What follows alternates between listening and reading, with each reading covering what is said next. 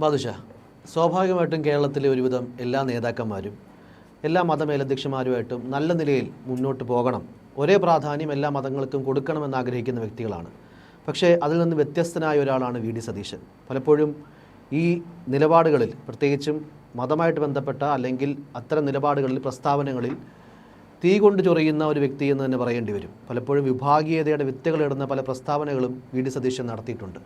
അതിലേറ്റവും എടുത്തു നിൽക്കുന്ന കാര്യം ഹിന്ദു വിരുദ്ധമായ പരാമർശങ്ങൾ എന്നതിനെക്കാട്ടും ഉപരി വളരെ പ്രത്യക്ഷമായി തന്നെ ന്യൂനപക്ഷ പ്രീണനത്തിന് സതീശൻ ഒരുങ്ങുകയും വലിയൊരു വിഭാഗീയത സമൂഹത്തിൽ സൃഷ്ടിക്കാൻ ശ്രമിച്ചിട്ടുണ്ട് എന്നുള്ളതാണ് എൻ്റെ വ്യക്തിപരമായ അഭിപ്രായം. എന്താണ് ഈ ഒരു വിഷയത്തിൽ ബാദുഷയുടെ ഒരു നിലപാട്?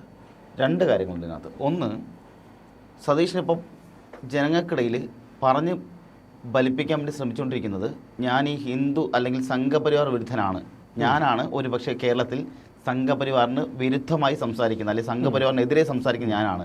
ഇടതുപക്ഷം സർക്കാർ ഇതുവരെ ചെയ്തിരിക്കുന്നത് സംഘപരിവാർ അനുകൂല നിലപാടുകളാണ് എടുത്തിരുന്നത്, ഞാനാണ് അതിനെ എതിർക്കുന്നത്, ഞാൻ മാത്രമാണ് എതിർക്കുന്നത് എന്നുള്ള പാറ്റേൺ നയിക്കുമ്പോൾ ഇപ്പോഴത്തെ CPM തിരിച്ച് നേരെ ഒരു സാധനം പറഞ്ഞിട്ടുണ്ട്. ഗോൾവാർക്കറുടെ മുന്നിൽ ഈ പുഷ്പാർച്ചന നടത്തിയ ഒരാളാണ് സതീശൻ എന്നൊരു സാധനം വരുമ്പോൾ അന്ന് സതീശൻ ഈ മിണ്ടാട്ടം മുട്ടി പോകുന്ന സാഹചര്യം ഉണ്ടായിട്ടുണ്ട്. ഇതൊക്കെ നടന്നിട്ടുള്ള കാര്യങ്ങളാണ്. അതേ സതീശൻ ഇപ്പോൾ പറഞ്ഞാൽ ഞാനാണ് സംഘപരിവാറിനെതിരെ കേരളത്തിൽ നിൽക്കുന്ന ഏക വ്യക്തി എന്ന തരത്തിലേക്ക് മുന്നോട്ട് പോകുന്നൊരു സാഹചര്യമുണ്ട്.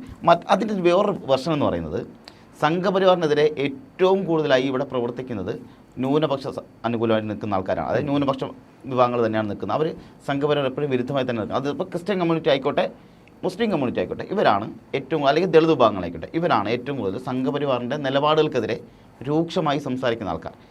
നമ്മൾ കേരളത്തിലെടുക്കുമ്പം ഒരു ഭാഗം ആൾക്കാർ വലിയ തരത്തിൽ സംഘപരിവാർ വിരുദ്ധത തന്നെയാണ്.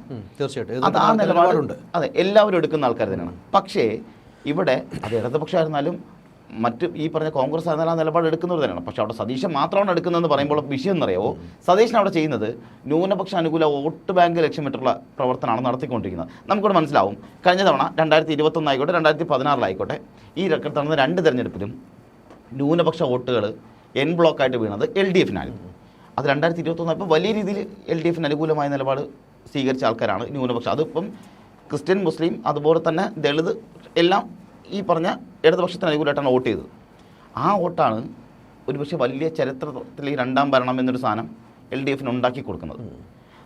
അത് കൃത്യമായി മനസ്സിൽ കണ്ടുകൊണ്ടാണ് സതീശൻ പിന്നീട് ആ ഒരു കാറ്റഗറി എടുത്തു പോകുന്നത്. ഞാനാണ് മുസ്ലിങ്ങൾക്ക് വേണ്ടി നിൽക്കുന്നത്, അല്ലെങ്കിൽ ഞാനാണ് ക്രിസ്ത്യൻ സമുദായത്തിന് വേണ്ടി നിൽക്കുന്നത്, അല്ലെങ്കിൽ ഞാനാണ് ന്യൂനപക്ഷമായ അനുകൂലമായിട്ട് എല്ലാവർക്കും നിൽക്കുന്നത്. ഇതിനകത്ത് തിണ്ണനിറങ്ങിലൊരു വിഷയം ഉണ്ടായെന്ന് അറിയാമല്ലോ, കേട്ടിട്ടുണ്ടല്ലോ. ഈ തിണ്ണനിറങ്ങിൽ ആദ്യം പറയുന്ന ആരാണ്? അവിടെ മുതൽ ഇങ്ങോട്ട് നോക്കുമ്പോൾ അറിയാം, ഇതേ തിണ്ണനിറങ്ങാൻ ഞാൻ പോകില്ല എന്ന് പറഞ്ഞ അതേ സതീശൻ ഈ പറഞ്ഞ മുസ്ലിം മതമേലധ്യക്ഷന്മാരുടെ അടുത്ത് പോയി സംസാരിച്ചിട്ടുണ്ട്, തിണ്ണനിറങ്ങിയിട്ടുണ്ട്. അതെന്തുകൊണ്ട് സതീശൻ ഇല്ല എന്ന് പറയുന്നത്? ഇവിടെ വെള്ളാപ്പള്ളി നടേശനെ രൂക്ഷമായി വിമർശിക്കുന്ന, സുകുമാരൻ നായരെ രൂക്ഷമായി വിമർശിക്കുന്ന ഇതേ സതീശൻ എന്തുകൊണ്ടാണ് കാന്തപുരത്തിനെ അതുപോലെ ഈ പറഞ്ഞ പാണക്കാട് തങ്ങളെ വിമർശിക്കാത്ത? ലീഗിൻ്റെ അടക്കമുള്ള പരമോന്നത നേതാക്കളെ പലതവണയായിട്ട് കാണാൻ പോയിട്ടുണ്ട് മുതൽ അടുത്ത ബന്ധം വെച്ച് പുറത്തുണ്ട്. അതിൻ്റെ കാരണം എന്താണ്? വോട്ട് ബാങ്ക് ലക്ഷ്യം വിട്ട് തന്നെയാണ്. അതിനകത്ത് യാതൊരു മാറ്റമില്ല. അവിടെ ചെയ്യുന്ന എന്താണ്? ഞാനാണ് ഈ ന്യൂനപക്ഷങ്ങളുടെ രക്ഷകൻ, ഞാൻ മാത്രമാണ് രക്ഷകൻ എന്നൊരു ആ ഒരു ഇതിലേക്ക് സതീശൻ വരാൻ ശ്രമിക്കുന്നുണ്ട്. അതാണ് നമുക്ക് കാണാൻ പറ്റുന്നത് ഈ അടുത്ത കാലങ്ങളിൽ ഉണ്ടാക്കിയെടുക്കാൻ. അതെ, ആ ഒരു ധ്വനി ആൾക്കാരിലേക്ക് എത്തിക്കുമ്പോൾ അതിലൂടെ സതീശൻ സൂപ്പറാണ്, സതീശൻ അടിപൊളിയാണ്, സതീശനാണ് ന്യൂനപക്ഷ വോട്ടുകൾ അത്ര നമുക്ക് കിട്ടും പരാമർശങ്ങളിലൂടെ എന്നുള്ളതാണ് സതീശനവിടെ കൃത്യമായി നമുക്കത് മനസ്സിലാവും. ഈ ഒരു PR സ്റ്റണ്ട് ഇതിനകത്തും വർക്കാവുന്നുണ്ടേ. സതീശൻ്റെ ഇതിന് മുന്നേയുള്ള പ്രസംഗങ്ങളും ഈ പറഞ്ഞ തെരഞ്ഞെടുപ്പിനടുത്ത് നിൽക്കുന്ന സമയങ്ങളുള്ള പ്രസംഗങ്ങൾ ശ്രദ്ധിച്ചാൽ മനസ്സിലാവും. കൃത്യമായി ഈ റീല് കട്ട് ചെയ്യാൻ വേണ്ടിയിട്ടുള്ള നമ്മൾ ആ ഒരു നിർത്തുന്ന രീതി അറിയാലോ, അതിനനുസരിച്ചുള്ള പ്രസംഗങ്ങളാണ് പഞ്ചുള്ള, അല്ലെങ്കിൽ കൃത്യമായിട്ട് ആൾക്കാരെ അഡ്രസ്സ് ചെയ്യുന്ന, ഒരു വിഭാഗത്തെ അഡ്രസ്സ് ചെയ്യുന്ന, അല്ലേ? അതെ, അതായത് കൃത്യമായി ഇത് പ്രചരിക്കണം, കൃത്യമായി ഇത് വൈറലാവണം, അല്ലെങ്കിൽ ഇത് പ്രചരിപ്പിക്കണം, അതിനനുസരിച്ചുള്ള PR ടീം എന്താണോ പറയുന്നത് അതിൻ്റെ ഇത് തന്നെ നടക്കുന്നത്. അതുകൊണ്ടാണ് അവർ കൃത്യമായി ഇവിടെ ചെയ്യുന്ന എന്താണ്? ന്യൂനപക്ഷ അനുഭവങ്ങളെ സന്തോഷിപ്പിക്കുക, അല്ലെങ്കിൽ അവരെ ആഹ്ലാദിപ്പിക്കുന്ന രീതിയിലുള്ള പ്രസ്താവനകൾ നടത്തുന്നതാണ്. ഈ പ്രസ്താവന നടത്തുന്ന ഇതേ സതീശനാണ് ഈ പറഞ്ഞപ്പോൾ ഈ പുഷ്പാർച്ചന നടത്തി RSS വേദി പുഷ്പാർച്ചന നടത്തിയിട്ടുള്ളത്. ഇതേ സതീശൻ വെള്ളാപ്പള്ളി നടേശനെ വിമർശിക്കുന്നുണ്ട്, സുകുമാരൻ നായരെ വിമർശിക്കുന്നുണ്ട്. ഇതേ വിമർശനം ഇപ്പുറത്തുണ്ടാവണമല്ലോ. ജനാധിപത്യ പ്രസ്ഥാനമാണ് കോൺഗ്രസ്. ജനാധിപത്യം എന്ന് പറയുമ്പോൾ, ജനാധിപത്യ മതേതര പ്രസ്ഥാനം എന്ന് പറയുമ്പോൾ തന്നെ അവിടെ വരേണ്ടുന്ന എല്ലാ മതങ്ങൾക്കും മതമില്ലാത്തവർക്കും ഒരേ കാറ്റഗറി ആണല്ലോ, ഒരേ താരതമ്യം തന്നെയാണല്ലോ. അവിടെ വ്യത്യാസം UDF പറയുന്നൊരു കാര്യം, വിശ്വാസികൾക്കും അവിശ്വാസികൾക്കും അതുപോലെ പ്രാധാന്യമുള്ള ഒരു സംസ്കാരമാണ് ഞങ്ങൾ ഫോളോ ചെയ്യുന്നത്. പക്ഷേ എന്താ ചെയ്യുന്നത്?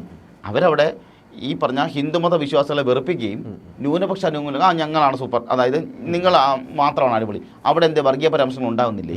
കൃത്യമായ വർഗീയ പരാമർശങ്ങൾ അവിടെ ഉണ്ടാകുന്നുണ്ട്, വർഗീയ പരാമർശങ്ങൾ നടത്തിയിട്ടുണ്ട്, പലതരത്തിലുള്ള മുദ്രാവാക്യം വിളി നമ്മൾ കേട്ടിട്ടുണ്ട്. ഈ അടുത്ത കാലത്ത് നോക്കുമ്പോഴത്തേക്ക് ഏറ്റവും കൂടുതൽ വർഗീയ പരാമർശങ്ങൾ എവിടെ നിന്നാണ് വന്നതെന്ന് കൂടി ആലോചിക്കുമ്പോൾ നമുക്കത് മനസ്സിലാവും. ഇതേ ഭാഗം ഇപ്പുറത്തുണ്ടാകുന്നുണ്ട്, ഇല്ലെന്നല്ല, രണ്ട് ഭാഗത്തുണ്ടാകുമ്പോൾ രണ്ട് ഭാഗവും പറയണം. പകരം ഈ ഹിന്ദു മതവിശ്വാസികളെല്ലാം ഈ പ്രോപ്പഗണ്ട വെച്ച് സംസാരിക്കുന്നവരാണ്, അല്ലെങ്കിൽ ഈ പറഞ്ഞ അവർ മാത്രമാണ് ഈ രൂക്ഷമായി മതം പറയുന്നവർ എന്ന കാറ്റഗറി പറയരുത്. അത് ശരിയല്ല. പ്രത്യേകിച്ച് രാഷ്ട്രീയ നേതാവിന് ഒരിക്കലും ശരിയായിട്ടുള്ള നിലപാടല്ല. ഒരു രാഷ്ട്രീയ നേതാവെന്നല്ല, ഒരു മനുഷ്യൻ അങ്ങനത്തെ നിലപാട് എടുക്കരുത്. കാര്യം എന്നറിയാമോ, നമ്മളെപ്പോഴും നമ്മൾ അഹങ്കാരത്തോടെ പറയുന്നൊരു കാര്യമുണ്ട്, നമ്മുടെ കേരളം എപ്പോഴും മതേതര നിലപാട് സ്വീകരിക്കുന്നവരാണ് ആണല്ലോ. നമ്മൾ ഏത് വിഷയത്തിലെടുത്താലും നമ്മളൊരു പരിധിക്കപ്പുറത്തേക്ക് വർഗീയ നിലപാടുകൾ സ്വീകരിക്കുന്ന ഒരു നാടല്ല നമ്മുടെ. പക്ഷേ ഇവിടെ വർഗീയ നിലപാട് സ്വീകരിക്കുന്ന സാഹചര്യത്തിലേക്ക് നേതാക്കന്മാർ കൊണ്ടെത്തിക്കുന്നൊരവസ്ഥ ഉണ്ടാകുന്നത്. അവിടെ ബലിയാടാവുന്നത് പാവപ്പെട്ട ജനങ്ങളാണ്. അതെന്താ മനസ്സിലാക്കാതെ? കൃത്യമായിട്ട് ന്യൂനപക്ഷങ്ങൾക്ക് ഈ പറഞ്ഞ പോലെ അവരുടെ അവകാശങ്ങൾ കിട്ടണം. അത് ഒരു കൃത്യമായൊരു സ്റ്റേറ്റ്മെൻ്റ് ആണ്, അല്ലെങ്കിൽ അങ്ങേയറ്റം എല്ലാവരും ശ്രമിക്കുന്ന കാര്യങ്ങളാണ്, തെറ്റി പറയാൻ പറ്റുന്നത്. പക്ഷേ അമിതമായ ന്യൂനപക്ഷ പ്രീണനം ഒരു പരിധിക്ക് വിഭാഗീയതയിലേക്ക്, അല്ലേ, ഒരു പരിധിക്കുമപ്പുറമുള്ള പ്രീണനം വിഭാഗീയതയിലേക്ക് നയിക്കുന്നുള്ളതാണ്. അത് പറഞ്ഞ പോലെ ഒന്നുകിൽ ബാദുഷ പറഞ്ഞ പോലെ എല്ലാ ആൾക്കാരെയും കൃത്യമായിട്ട് കൂടെ നിർത്താൻ ശ്രമിക്കണം, അല്ലെങ്കിൽ എല്ലാ ആൾക്കാരെയും വിമർശിക്കാൻ ശ്രമിക്കണം. ഇവിടെ വിമർശനം ഒരു ഭാഗത്ത് മാത്രമാകുമ്പോൾ മറുഭാഗം സ്വാഭാവികമായിട്ടും ഒരു വിഭാഗീയത അവർക്കിടയിൽ ഉണ്ടാകും. ഇവിടെ ഉണ്ടാകുന്ന ഇപ്പോൾ ശ്രദ്ധിച്ചാൽ മനസ്സിലാവും, വടക്കൻ കേരളത്തിൽ മാത്രമാണ് വി ഡി സതീശൻ ഫോക്കസ് ചെയ്തത്. മനസ്സിലാവും ഇവ എന്തിനാ വടക്കൻ കേരളത്തിൽ മാത്രം ഫോക്കസ് ചെയ്യുന്നത്? ഒരു നേതാവ്, ഒരു പാർട്ടിയുടെ പ്രമുഖനായ നേതാവ്, അദ്ദേഹം ഫോക്കസ് ചെയ്യുമ്പോൾ എങ്ങനെ ഫോക്കസ് ചെയ്യണം? കേരളത്തിലെ മഞ്ചേശ്വരം മുതൽ പാറശാല വരെയുള്ള മണ്ഡലങ്ങൾ ഫോക്കസ് ചെയ്യണം. പക്ഷെ അവിടെ ചെയ്തേക്കുന്നത് എങ്ങനെയാ?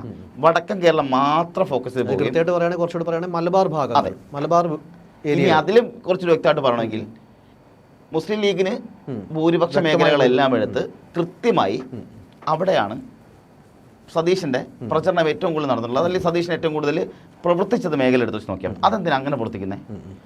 സതീശൻ കോൺഗ്രസ് വിജയിക്കണം എന്ന നിലപാടാണ് എടുക്കുന്നതെങ്കിൽ എല്ലായിടത്തും കുറച്ച് മത്സരം 140 മണ്ഡലങ്ങളിലും കോൺഗ്രസ് സ്ഥാനാർത്ഥികളല്ലേ മത്സരിക്കുന്നത്, കോൺഗ്രസ് അല്ലെങ്കിൽ UDF സ്ഥാനാർത്ഥികൾ മത്സരിക്കുന്നുണ്ട്. അപ്പോൾ ആ നിലപാട് എല്ലാ സ്ഥലത്തും വരണ്ടേ? അതെന്താ ഈ പറഞ്ഞ വടക്കൻ കേരളത്തിൽ മാത്രം ഉണ്ടാവുന്നത്, അല്ലെങ്കിൽ മലബാർ മേഖല മാത്രം ഉണ്ടാവുന്നത്? എങ്ങനെയാണ്? ഇന്ന പാലാ പോലുള്ള ഈ പറഞ്ഞ മധ്യകേരളം ഉണ്ടല്ലോ, കോട്ടയം പോലുള്ള മധ്യകേരളങ്ങളുണ്ട്, ഇപ്പോൾ തിരുവനന്തപുരം വരെയുള്ള തെക്കൻ കേരളമുണ്ട്, അങ്ങോട്ടൊക്കെ വരുമ്പോഴത്തേക്ക് അതെന്താ ഉണ്ടാവാത്തെ? ഏറ്റവും കൂടുതൽ സതീശൻ ഫോക്കസ് ചെയ്ത് എവിടെയാണ്?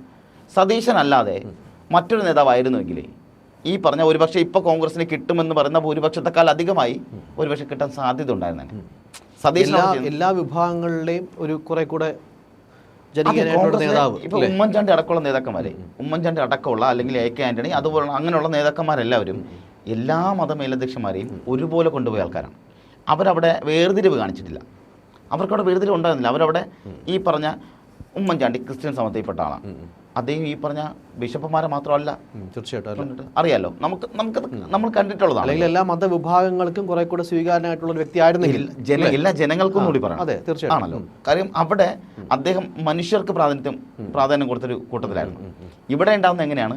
പ്രത്യേക മതവിഭാഗങ്ങൾക്ക് മാത്രം പ്രത്യേക സ്വീകാര്യതയും ചില മതവിഭാഗങ്ങൾക്ക് അല്ലെങ്കിൽ ഹിന്ദു മതവിഭാഗത്തിൽപ്പെട്ട ആൾക്കാർക്ക് ഒരു അകൽച്ച ഉണ്ടാകുന്ന സാഹചര്യം ഉണ്ടാകുന്നു. അത് മാത്രം അങ്ങനെ ഉണ്ടാകുന്നത്. അത് വരുമ്പോഴാണല്ലോ ചോദ്യം ചെയ്യപ്പെടുന്നത്. അവിടെ സതീശൻ ചെയ്യേണ്ടിരുന്നത് എന്താണ്?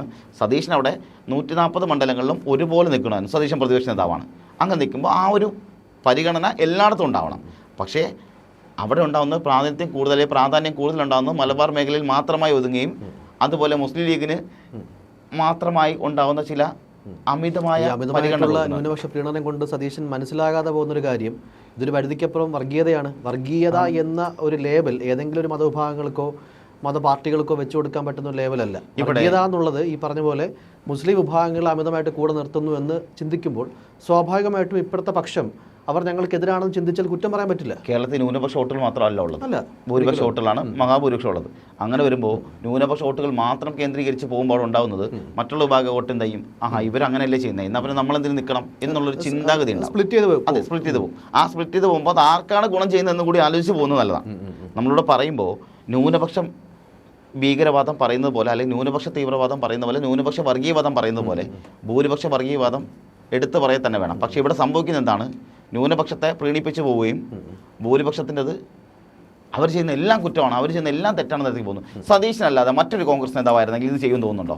കുറെ കൂടെ സ്വീകാര്യത എല്ലാ വിഭാഗങ്ങൾക്കും ഇടയിൽ കിട്ടിയത്, എല്ലാ ജനങ്ങൾക്കും ഇവിടെ കിട്ടി. അതിനേക്കാളും പ്രധാനപ്പെട്ട കാര്യം 140 മണ്ഡലങ്ങളിലും ഓടി നടന്ന നേതാവ് നമുക്കറിയാം, ഉമ്മൻചാണ്ടി പോയിട്ടുള്ളതാണ്, നമ്മൾ കണ്ടിട്ടുള്ളതാണ്, നമ്മൾ അറിഞ്ഞിട്ടുള്ളതാണ്.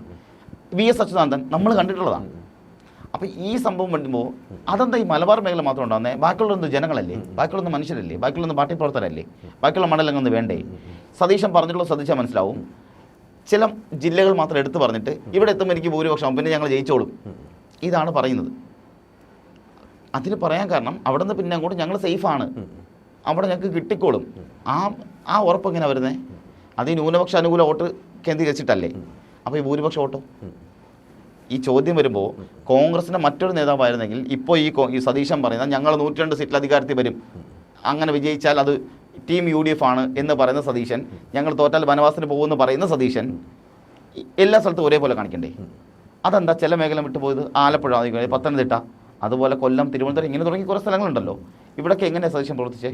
തിരിച്ചപ്പുറത്ത് വരുമ്പോൾ കോട്ടയം അടക്കമുള്ള മറ്റു ജില്ലകളുണ്ടല്ലോ. പക്ഷേ സതീശൻ ഏറ്റവും കൂടുതൽ ഫോക്കസ് ചെയ്തത് മലബാർ മേഖലയാണ്. ആ മലബാർ മേഖല ഫോക്കസ് ചെയ്യുമ്പോൾ മറ്റൊരു കോൺഗ്രസ് നേതാവായിരുന്നുവെങ്കിൽ ഒരു പക്ഷേ ഇത്തവണ കോൺഗ്രസ് പിടിക്കുന്ന സീറ്റ് എത്രയാണെന്ന് അറിയില്ല, വോട്ടെണ്ണാൻ പോകുന്നേ ഉള്ളൂ. അതിനേക്കാളും ഇരട്ടി സീറ്റോ അല്ലെങ്കിൽ അധികമോ സീറ്റ് ഒരു പക്ഷേ മറ്റൊരു കോൺഗ്രസ് നേതാവിനെ കൊണ്ട് പിടിക്കാൻ പറ്റിയേനെ. തീർച്ചയായും അത് പറയാതെ പോകരുതല്ലോ. അതാ. പക്ഷെ അപ്പോഴും ഇവിടെ സതീശനിൽ മാത്രം ഫോക്കസായി പോകുന്നതാണ് പ്രശ്നവും. സതീശൻ അവിടെ ചെയ്തിരിക്കുന്നത് കൃത്യമായി ന്യൂനപക്ഷങ്ങളെ പ്രീണിപ്പിച്ച് കൊണ്ടുപോവുക, അല്ലെങ്കിൽ നിങ്ങളാണ് സൂപ്പർ, നിങ്ങളാണ് അടിപൊളി എന്നുള്ള തരത്തിലേക്ക് കൊണ്ടുപോകും. അതെ, ഞാൻ മാത്രമാണ് നിങ്ങളുടെ നേതാവ്. ഈ നമ്മൾ ഈ സൂപ്പർമാൻ പവർ എന്ന് പറയില്ലേ, നിങ്ങൾക്ക് വേണ്ടി ഒരു മനുഷ്യൻ ജനിച്ചിരിക്കുന്നു, അത് ഞാനാണ്, VD സതീശൻ എന്നാണ് എൻ്റെ പേര്, ഞാൻ നിങ്ങൾക്ക് വേണ്ടി മാത്രമായി ജനിച്ചതാണ്, നിങ്ങളുടെ നന്മയ്ക്കും നിങ്ങളുടെ പ്രവർത്തനത്തിന് വേണ്ടിയിട്ടാണ് ഞാൻ നിൽക്കുന്നത് എന്ന തരത്തിലേക്ക് മാറുമ്പോൾ അത് ചോദ്യം ചെയ്യപ്പെടും. അത് കൃത്യമായി ന്യൂനപക്ഷങ്ങൾക്കിടയിൽ നിന്ന് തന്നെ ചോദ്യം ചെയ്യപ്പെടും. കാരണം ഞാൻ നേരത്തെ പറഞ്ഞല്ലോ, നമ്മുടെ മതേതര രാഷ്ട്രമാണ്. അതിനേക്കാളുപരി നമ്മുടെ കേരളത്തിൽ നമുക്ക് അത്യാവശ്യം അഹങ്കാരമുള്ളൊരു കാര്യം എന്ന് പറഞ്ഞാൽ നമ്മൾ മതം പറയുന്നവരല്ല എന്നുള്ളതാണ്. പക്ഷെ അവിടെ കൃത്യമായി മതം പറയുന്ന ചില നേതാക്കൾ ഉണ്ടാവുകയും അവർ കൃത്യമായി മതം പറയുകയും ചെയ്യുന്നുണ്ട്. അത് 2 വിഭാഗങ്ങളിലും ഉണ്ടാകുന്നുണ്ട്. ആ 2 വിഭാഗങ്ങളിൽ ഉണ്ടാകുമ്പോൾ ഒരു വിഭാഗം മാത്രം നന്നാവുകയും ഒരു വിഭാഗം മാത്രം മോശമാവുകയും ചെയ്യുമ്പോൾ അത് ചോദ്യം ചെയ്യപ്പെടും. പറയുമ്പോൾ ഞാൻ ഹിന്ദു ഭീകരവാദത്തെ എതിർക്കുന്നുണ്ട്, അതുപോലെ ഞാൻ മുസ്ലിം ഭീകരവാദത്തെയും എതിർക്കുന്നുണ്ട്. ന്യൂനപക്ഷ ഭീകരവാദം ഉണ്ടാകാൻ പാടില്ല, ഭൂരിപക്ഷ ഭീകരവാദം ഉണ്ടാകാൻ പാടില്ല, അതാണല്ലോ ഉണ്ടാവേണ്ടത്. അല്ലെങ്കിൽ 2 പേരുടെയും വർഗീയത ഉണ്ടാവാൻ പാടില്ല എന്ന് പറഞ്ഞു. പക്ഷെ അവിടെ ഉണ്ടാകുന്നത് എങ്ങനെയാണ്? ഭൂരിപക്ഷം മാത്രമാണ് ഈ വർഗീയത പറയുന്നത്, വർഗീയത ഉണ്ടാകുന്നത് എപ്പോഴും ഹിന്ദുക്കളിൽ നിന്ന് മാത്രമാണ് എന്ന പ്രോപ്പഗണ്ട വെക്കുന്നതാണ് പ്രശ്നമാവുന്നത്. അതാണ് ചോദ്യം ചെയ്യപ്പെടുന്നത്, അതാണ് വിമർശിക്കപ്പെടേണ്ടത്. അവിടെ പറയുമ്പോൾ ക്രിസ്ത്യൻ വർഗീയതയും എതിർക്കപ്പെടണം, മുസ്ലിം വർഗീയതയും എതിർക്കപ്പെടണം, അതുപോലെ ഹിന്ദു വർഗീയതയും എതിർക്കപ്പെടുക തന്നെ വേണം. കാരണം നമ്മുടെ നാടെന്ന് പറയുന്നത് മതേതരമാണ്, അവിടെ മതേതരം ഉണ്ടാവുക തന്നെ. ആ മതേതരം നിലനിൽക്കണമെങ്കിൽ ഇത്തരത്തിലുള്ള നേതാക്കന്മാരെ ഇനിയെങ്കിലും പിടിച്ചു കെട്ടേണ്ട സമയം കഴിഞ്ഞിട്ടുണ്ട്. അത് കോൺഗ്രസിനെങ്കിലും മനസ്സിലാക്കുന്നത് നല്ലതാണ്.